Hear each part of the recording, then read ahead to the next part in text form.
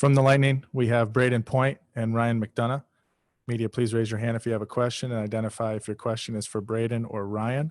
We'll start in the media center at Rogers Place. Chris Johnston, Sportsnet. Yeah, question for Ryan. I'm wondering what you think we'll remember most from this game. I think the energy on our bench and the confidence in one another, the trust in one another was something incredible. We were just rallying so hard for one another and trying to pick each other up here that whole game. And it didn't matter who was on the ice or who you were out there with. We tried to play as hard for one another as we could. And you just came back to the bench and you just felt that positivity. And it was great that we carried that through the whole game. Next one in the media center, Thomas Drance, The Athletic.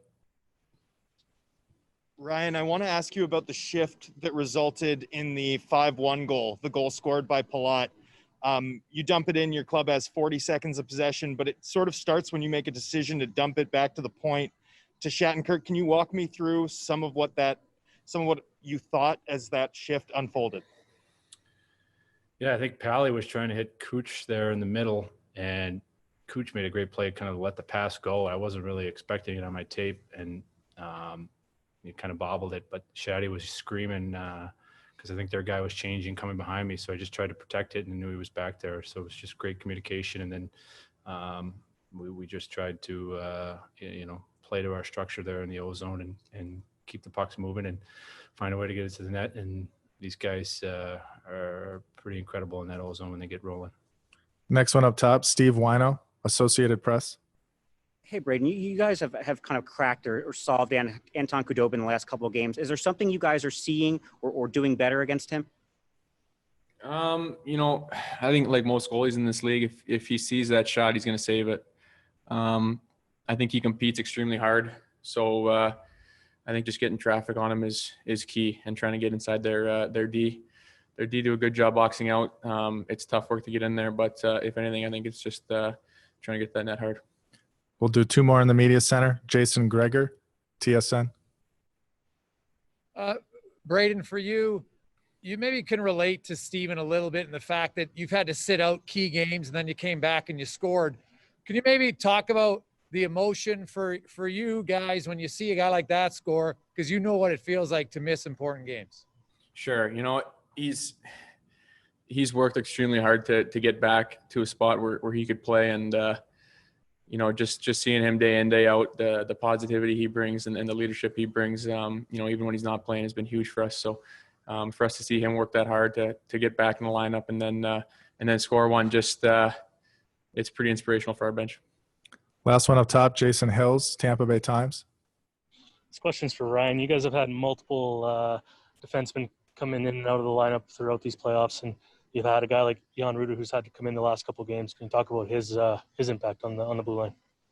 Yeah, such a great skater. I mean, just right on top of his guy at all points of the rink, and that's something we stress a lot about as a D group is not given time and space, and he does a great job of it. I mean, you see on a couple of the goals there, it's his gap that starts the transition the other way, and it's being in the right spots and being aggressive and letting your defensive structure and reads create your offense. And he's done a tremendous job coming in here and playing to his strengths and just doing his job, whatever's asked from him. Next question, Diana Neros, Tampa Bay Times. Yeah. Brayden, just what does it say to have a game like this where there's, every one of you guys that's been producing so much offensively, all scoring in the same game and kind of getting that going all at once?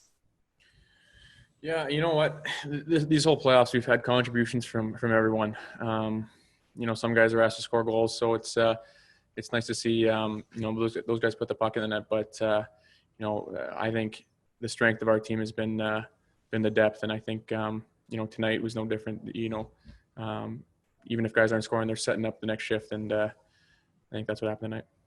Dan Rosen, NHL.com. Yeah, Ryan, I thought one of the things for you guys tonight that was pretty big was there was no deflation when Stamkos couldn't go anymore. There was so much emotion when he scores and he's in, but you guys stayed the course when he couldn't go. How important was that to not lose your energy when you see your captain unable to go over the boards anymore?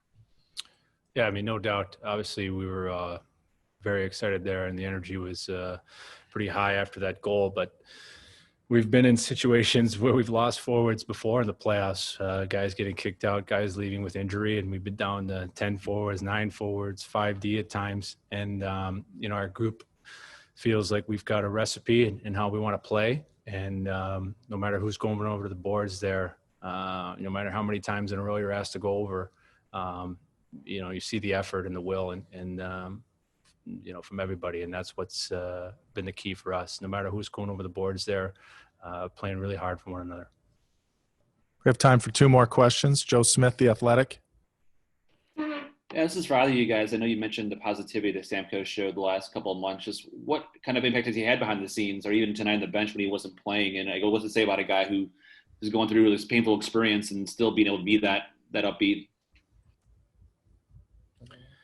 I mean, yeah, he's a veteran player and he knows the game. He knows the momentum swings, the ups and downs, and he can really read, when we need a boost here or there. And it's no different tonight. Like I said, I think the thing I'll remember most about this game is just the constant talking, communicating. Guys just totally engaged on the bench there, whether we had a good shift in the O zone or we had a defensive zone shift where we were hemmed in, and he was the leader in that, keeping the talk up. Even though he wasn't able to play, he was a strong voice on the bench there, keeping us calm and keeping us focused on the main goal here. Last question, Ken Campbell, The Hockey News. Ken, you have a follow-up? No question? Actually, I don't. I wasn't aware my hand was up. Sorry. Yeah, no problem. We'll give the last one to Paul Strujewski, NHL.com.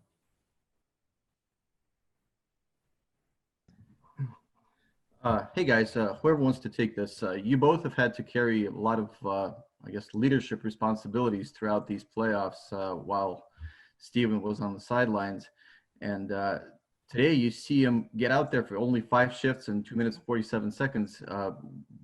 What does that do to the psyche of the team and you personally when you see a guy just get out there, obviously not being well, but play so well in the limited time?